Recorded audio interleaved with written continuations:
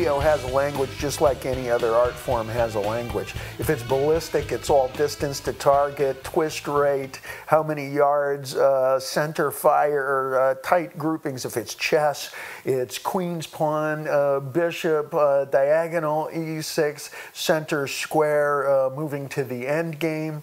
If it's engineering, it's tight clearances and perfect corners, and actually that sounds like supermodels, which also has its own kind of dialectic, if you will. I decided that I was going to learn the dialectic. I was even going to pursue what that meant back when MTV first kicked in. You always get your wake-up call depending on what time chronologically you're born in, okay? Picasso and his buddy George Braque walked past what was just a little amusement show. It was the movies at the time, in a little storefront. You know, I guess it was for a nickel. You could walk in and see just, you know, little paste up scrapbook. I don't even think they were telling real stories at the time with film, you know, on the size of a bed sheet. He walked in and he got his wake-up call, and it changed forever his perspective. All those giant Picasso close-ups or those signatory moves of, you know, the closed faces and whatnot are actually a result of him going to the movies, learning to speak that back at the turn of the century. My wake-up call came from MTV, early 80s, something like this. Yes, we had seen the Beatles, and we had seen Dave Clark 5, the entire British invasion. Each did what accounted to be, accountably, is pop videos. We saw Jerry and the Pacemakers doing Ferry, Cross the Mersey. That's pretty good kind of an accent, isn't it? And what you would do is you would imitate that accent when you would get up in front, like at Gazzari's, and you were doing 5 45-minute sets, because you could kind of check your mic and go check 1, check 2. Like maybe your mom was actually like from England, or maybe your dad, or, you know, like your aunt and uncle or some shit, and then that's how you might get checks. That and your haircut, that accounted for how much pussy you got. But that's another interview, or maybe it didn't. So that stuff has an impact. Careful what you show your kids. Anyways, all those were a result of a million miles of Broadway musicals and whatnot. There's no Freddie Mercury unless there's MGM, you know, what have you. There's no David Lee Roth unless you have somewhere between the Scarecrow from Wizard of Oz and the Nicholas brothers, and then flying down to Argentina or down Argentine Way or whatever. Look them up. Get on the Google for the Nicholas brothers, and you'll see I'm a little bit closer to that route-wise than I'll ever be to one of the fellas in the Rolling Stones. They both had an influence, but what comes first is, you know, second liar doesn't have a chance. So whatever it is you see first, the first influences are the ones that are going to have the biggest impact on you. When it was time to do pop video on a channel that was dedicated exclusively to that, well, I perceived there was a language that had to be learned. Anamorphic format, lens refraction. What kinds of lenses are you using? What kind of lens to screen ratios are you dealing with? Because we still deal with these issues now. In terms of the engineering, it's exponentially bigger than it ever was. We just took in Van Halen on the road what is arguably the biggest video screen behind a live working act on the road ever, historically. And that's kind of the Honda principle: too good, fall better. And a gigantic screen. If you wrapped it around, it's the size of a small home or a biodome on the inside of it. And you have to be able to speak the language of, well, what are you doing with your lens package? What are you doing with even your color palette? Are you dealing with a color palette? We opted for black and white. And there's a very specific reason for that. Not because we couldn't find the color button. Originally, yes. But we found it, but then we made a decision, an informed decision. Life is choices. Your choice was to dial into me, DavidLeeRoth.com. With the bomb, you're doing the Roth Show. Don't go. Baby, please, don't go.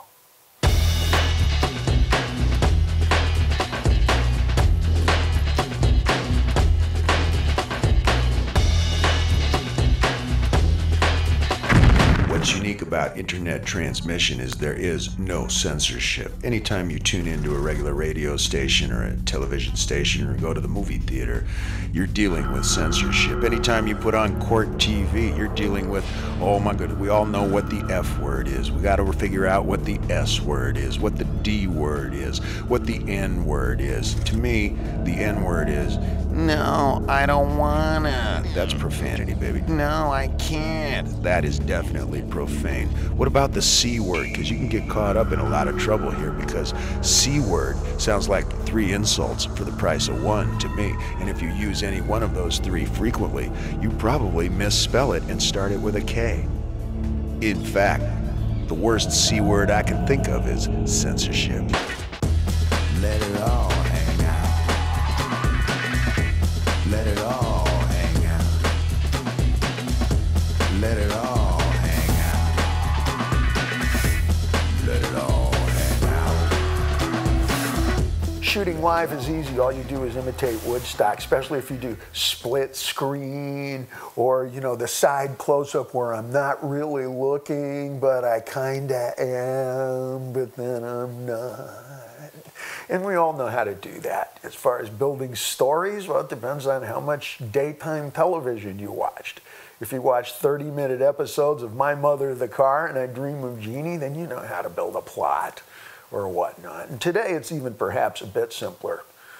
I would agree with some of the younger generation. I think a bikini is a script. I think a bikini is a storyline. It is a story arc in itself. I don't think you need much else. Perhaps car chase. We'll talk. Give me a call. Link up. When we started with Van Halen, however, we just knew we were going to go well beyond live. At least I did. And we commandeered the camera, literally, physically, starting with the video, I believe was for Jump, the 35 mil, but shooting it in what was a much more storytelling fashion rather than Where's My Close-Ups part 1 through 12, where, you know, it's all about just the face. Well, yeah, that works in some sort of, you know, dialectic here. We're having a dialogue, you know, sort of like sitting way too close to me on the subway, and I go, hey, I got a story. You want to hear it? With that in mind, we started shooting in the manner that perhaps even dancers would start with, much less martial arts or professional sports. You want to see it from tops to toes the whole time. Well, that implies a whole lot of pressure on the individual in and of the frame, because if you're kind of moving constantly around, then the camera and the camera person has a personality in and of himself, and all you have to do is sit there like still life, which is good, because most of what it passes for reality series on TV or what passes for most real life on television or in real life is kind of just sort of predictable and not real super knees and elbows. Most of us, in fact, learned, hey, walk softly in mean streets. And you don't have a lot of wasted movement, especially if you're lucky to make it past 25 years old. Anyways, sneaking gently past.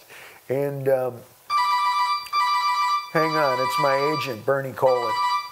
Street life, night life, sex life, wildlife, yo, breathing it, breathing it. Street life, night life, sex life, wildlife, yo, breathing it, breathing it.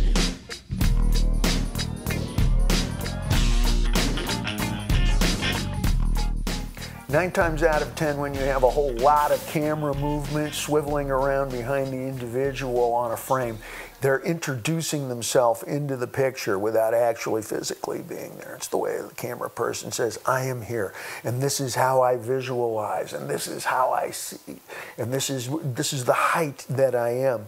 9 times out of 10, the reason something is up and looking down is because the individual didn't want to crouch, so they just take their hand and put it like this, and then they put it down, because getting down, man, that takes some stress on the back, or you have to actually get a tripod, or you actually have to get some kind of apparatus, like even a back strap that's going to brace you up and enable you to do that. So better to just stand there and do the old snapshot robot move and go like this. So most camera shots, if you think about it, are coming from at or about 6 feet, because that's about the height of the average camera person.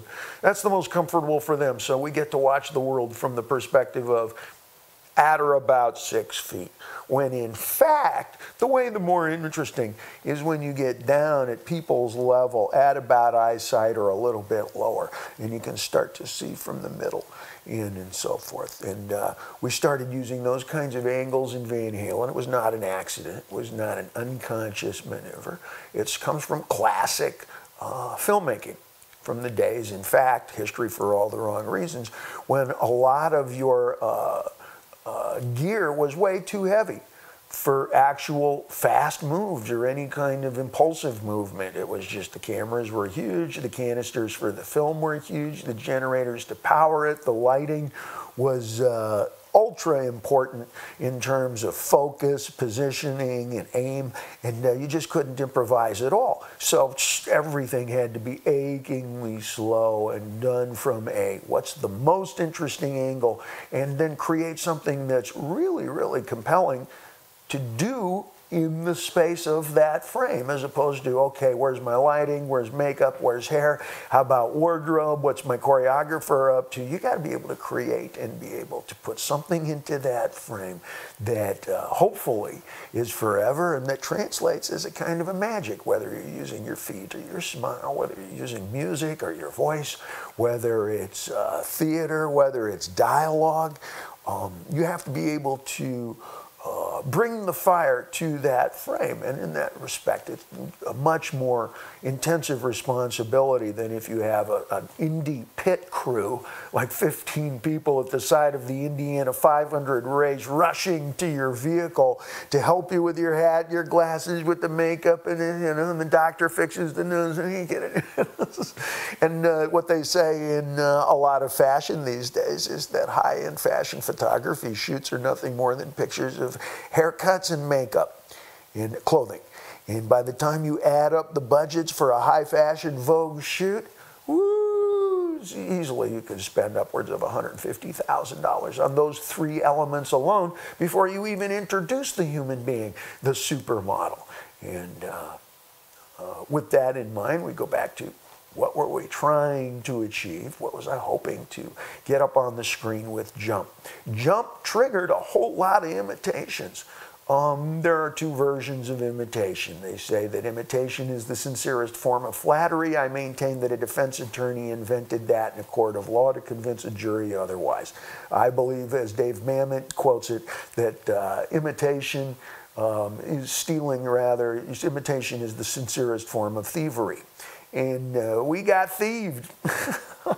A lot of people started bringing the camera angles down and dealing with the wider angles and trying to create some sort of animation in and out of the frame, as it were, as opposed to let's just put it in the hands of the technicians and the technical. This extends, of course, into history for all the wrong reasons as usual. Stay close by, strap your hands, cross my engines. I only do one imitation. It's Bruce Springsteen imitation. Want to hear it? Good. Wow, David Lee, you're a good man. Wow, right here on DavidLeeRoth.com. This is the bomb. Wow. At least I have my health going for me.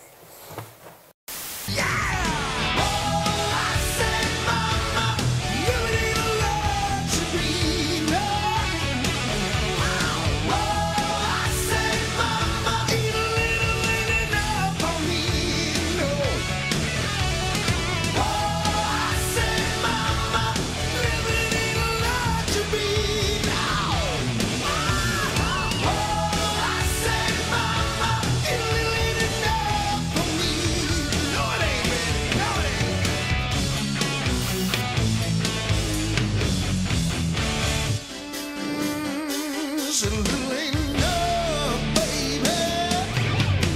Baby, please. I like to wear sunglasses after dark. I was advised, actually, by a professional to do that. And it's not because of my age. It's actually not because of deteriorating visual fields. My father was an eye doctor, in fact.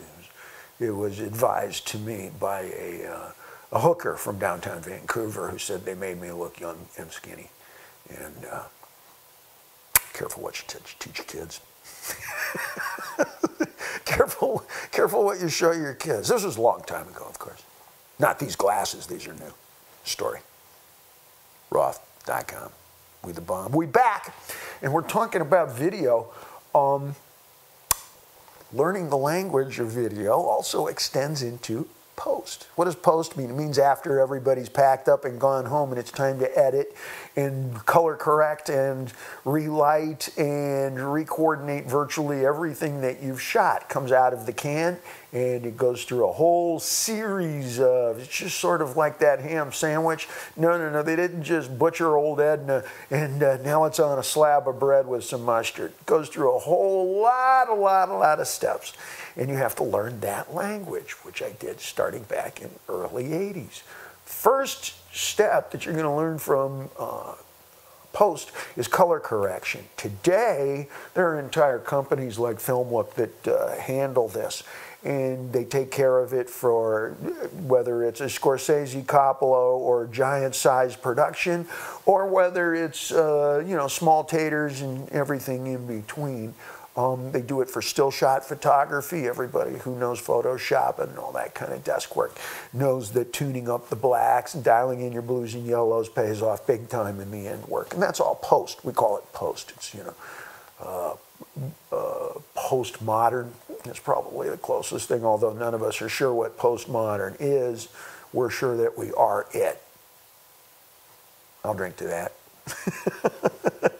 Regardless. Go into color correction, and that's when you take your colors and you dial them up accordingly to the spectrum. You're going to go through it. Yellows, then blues, then greens, then reds. And you're going to attenuate them because the sun may be changing in the sky depending on how long you've been shooting.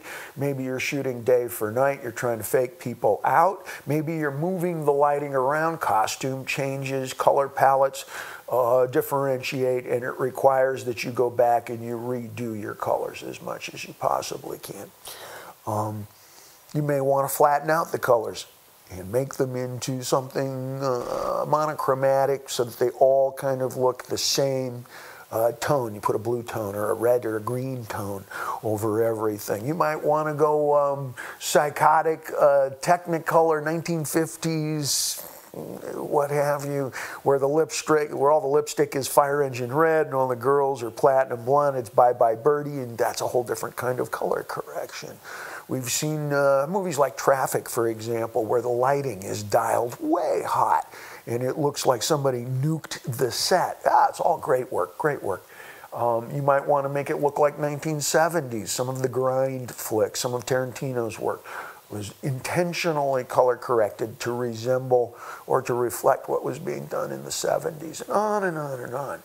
You can even reflect lighting just as it is geographically. I can always tell when Southern California is in the frame because I grew up around this lighting. Same thing East Coast, Boston, New York. I know that lighting intrinsically. I can look out the door and I can tell you about what time it is based on what season it is. Just because I grew up around it, it's so familiar to me. And a lot of you watching me now, you think about it, you go, yeah, I can do that too. Of course you can. And that's what color correction is. However, I'm sitting in the back of doing California Girls. And I'm wearing my sunglasses. I was a wise guy. Keep in mind who I was back then. And I was sitting in the back of color correction with my sunglasses on. We'd been working for days. And nobody thought to say to me, take the glasses off before you correct colors. And we started going through the spectrum, the palette, as it were. Let's do blue first. Great. That's one of the most reflective colors. Blues and greens are. I don't see any blue. Nobody thinks to say to me, you're wearing glacier goggles. How about now? They simply reach for the color and dial up the blue past FCC standards or whatever is the acceptable norm. The acceptable norm. In fact, we should invent a character named Acceptable Norm. That sounds like morning radio. Okay, we're going to traffic with Acceptable Norm. There's no acceptable norms in Roth World where it only rains when we say so. Club Dave, rocked and loaded. Don't go away. WeDaBomb.com. This is The Roth Show. Yo.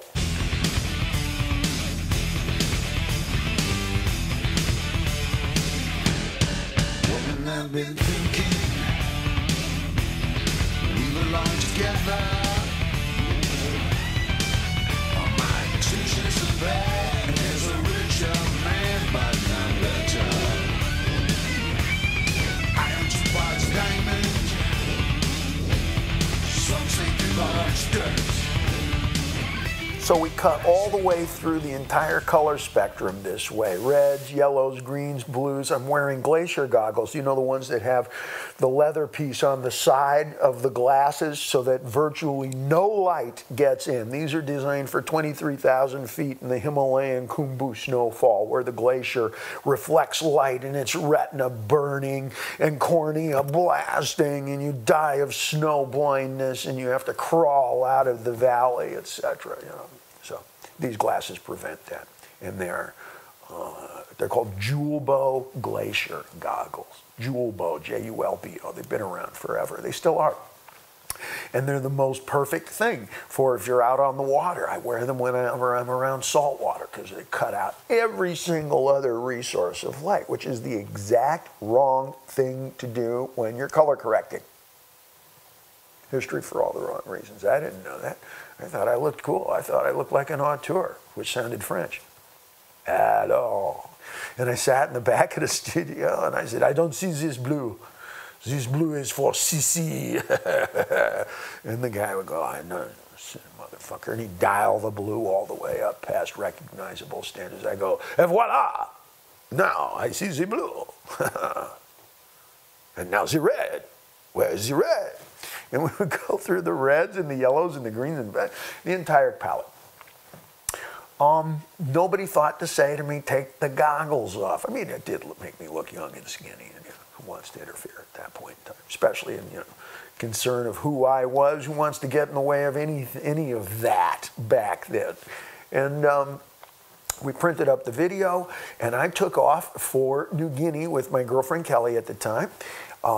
It was I guess it was my 30th birthday, or it was supposed to be, but I never had a 30th birthday because we crossed the international date line, and this actually took some engineering, but I believe, I don't recollect exactly the mechanism of it, but we took off on the 9th, and I think we landed on the 11th, or we took off on the 9th and landed on the 9th, and whatever. Anyways, there never was an October 10th for me on that trip, and I never turned 30. So you're looking at the 29, about 3 29s now?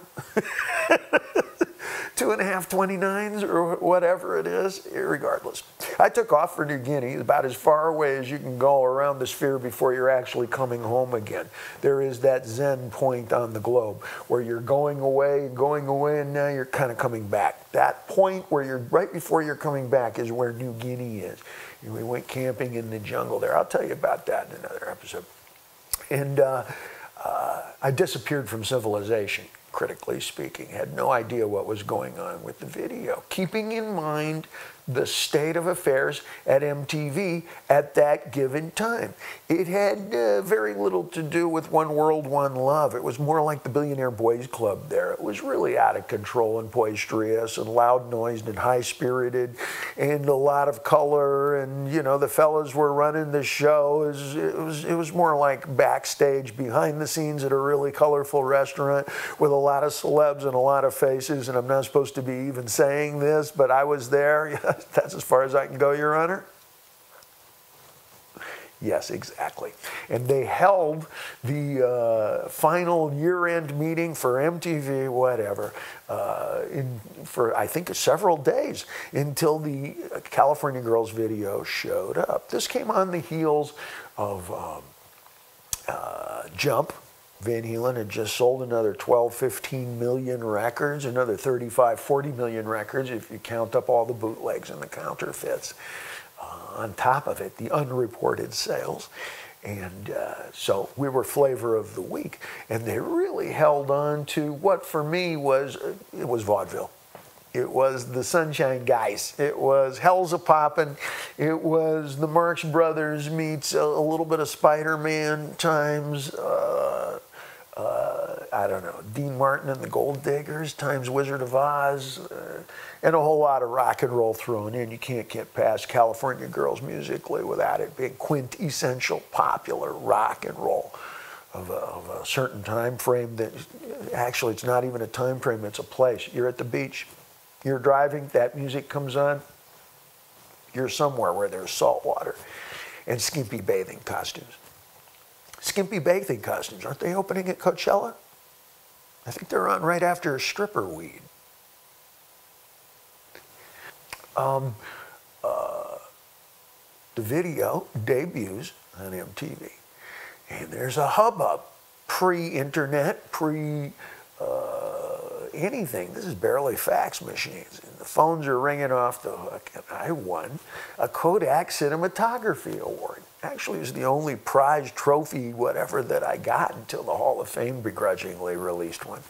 And it's about this big, really well put together statue.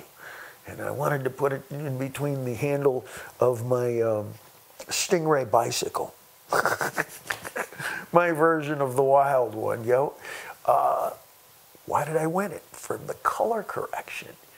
It looked like somebody had bomb blasted the set. It looked like it was irradiated. You know when you drunkenly write somebody's phone number on a wet dinner napkin, cocktail napkin late at night in a club, and it runs, it splotches out like a bad tattoo, a homemade tattoo that's been in the sun for way too long? Well, that's kind of what it looked like to me. To the rest of the world, it looked like art, and who am I to get in the way of a damn good rumor? Please make yourself at home. I did. DaveRoth.com, we the bomb. Ladies and gentlemen, I admire your patience. I know what you're thinking. We spent a year with this guy last night. Hey, come on, all of my best relationships are equal parts fascination and horror. I'm fascinated, and she's horrified. You're listening to Dave TV. Good luck, buddy. See you guys in a bit.